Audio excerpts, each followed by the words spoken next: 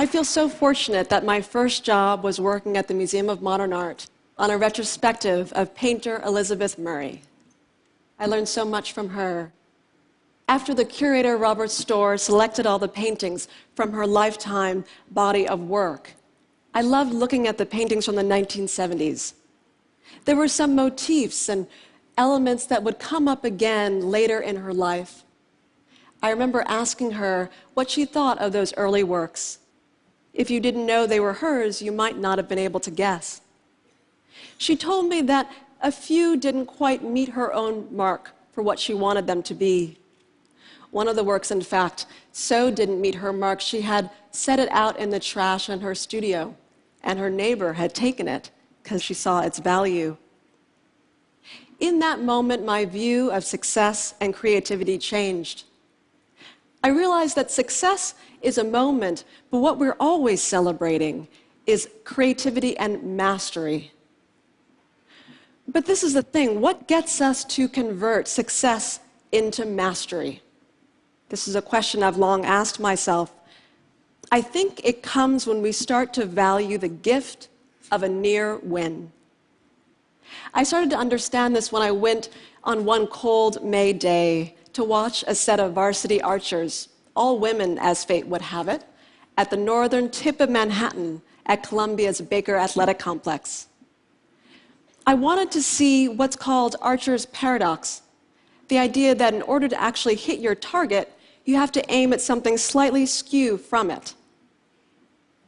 I stood and watched as the coach drove up these women in this gray van, and they exited with this kind of relaxed focus.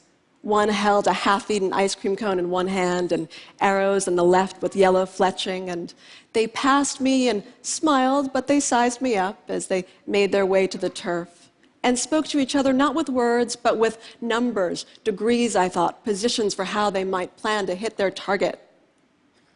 I stood behind one archer as her coach stood in between us to maybe assess who might need support, and watched her, and I didn't understand how even one was going to hit the 10 ring. The 10 ring from the standard 75-yard distance, it looks as small as a matchstick tip held out at arm's length.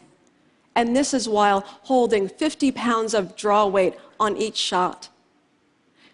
She first hit a 7, I remember, and then a 9, and then 2 10s, and the next arrow didn't even hit the target. And I saw that gave her more tenacity, and she went after it again and again. For 3 hours, this went on. At the end of the practice, one of the archers was so taxed that she laid out on the ground just starfished, her head looking up at the sky, trying to find what T.S. Eliot might call that still point of the turning world. It's so rare in American culture, there's so little that's vocational about it anymore, to look at what doggedness looks like with this level of exactitude, what it means to align your body posture for 3 hours in order to hit a target, pursuing a kind of excellence in obscurity. But I stayed because I realized I was witnessing what's so rare to glimpse, that difference between success and mastery. So success is hitting that 10 ring, but mastery is knowing that it means nothing if you can't do it again and again. Mastery is not just the same as excellence, though. It's not the same as success, which I see as an event, a moment in time, and a label that the world confers upon you. Mastery is not a commitment to a goal, but to a constant pursuit. What gets us to do this, what gets us to forward thrust more, is to value the near win. How many times have we designated something a classic, a masterpiece even, while its creator considers it hopelessly unfinished, riddled with difficulties and flaws? In other words, a near win. Elizabeth Murray surprised me with her admission about her earlier paintings. Painter Paul Cézanne so often thought his works were incomplete that he would deliberately leave them aside with the intention of picking them back up again.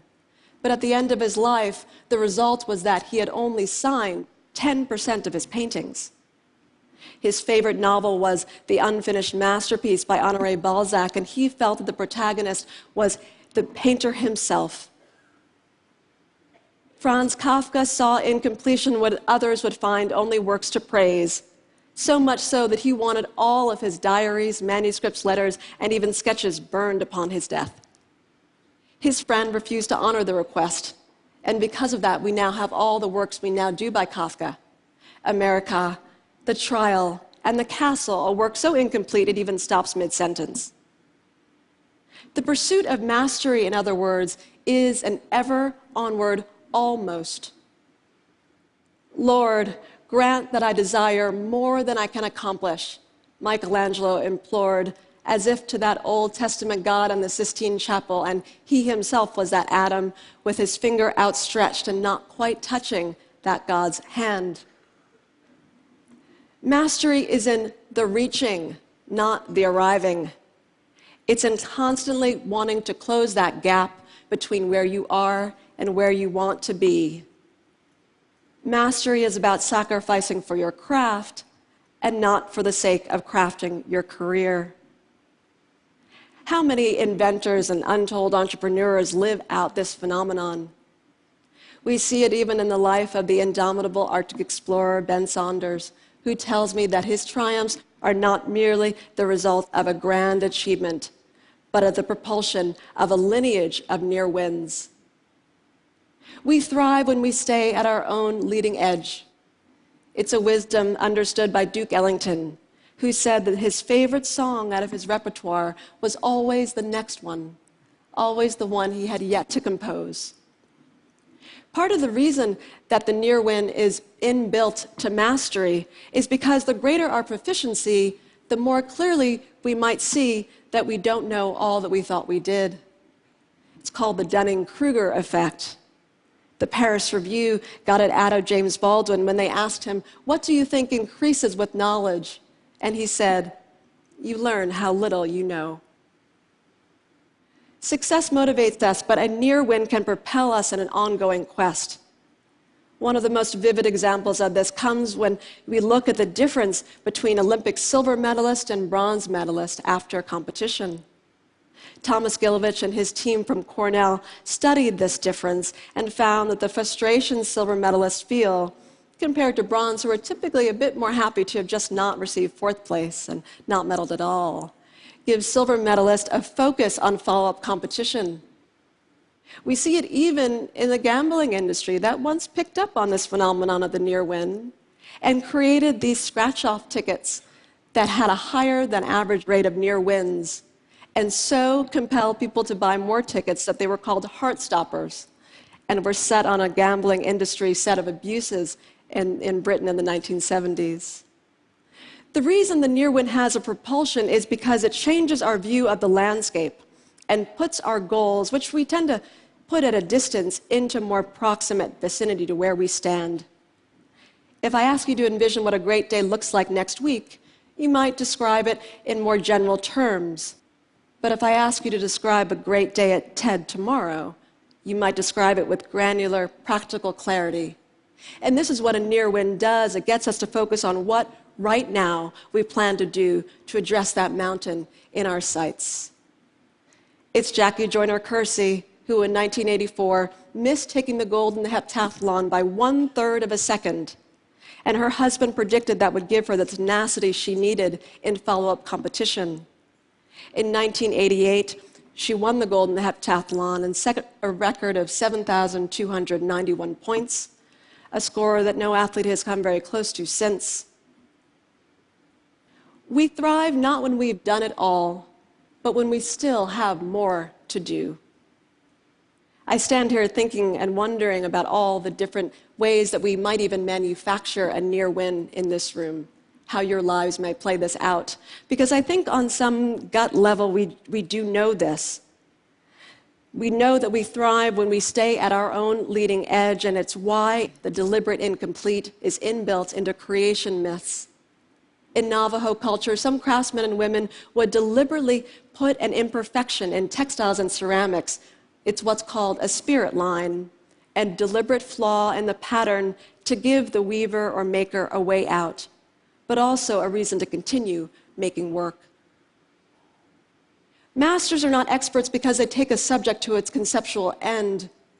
They're masters because they realize that there isn't one. Now, it occurred to me as I thought about this, why the archery coach told me at the end of that practice, out of earshot of his archers, that he and his colleagues never feel they can do enough for their team, never feel there are enough visualization techniques and posture drills to help them overcome those constant near wins. It didn't sound like a complaint exactly, but just a way to let me know, kind of tender admission, to remind me that he knew he was giving himself over to a voracious, unfinished path that always required more. We build out of the unfinished idea, even if that idea is our former self. This is the dynamic of mastery. Coming close to what you thought you wanted can help you attain more than you ever dreamed you could. It's what I have to imagine Elizabeth Murray was thinking when I saw her smiling at those early paintings one day in the galleries. Even if we created utopias, I believe we would still have the incomplete. Completion is a goal, but we hope it is never the end. Thank you.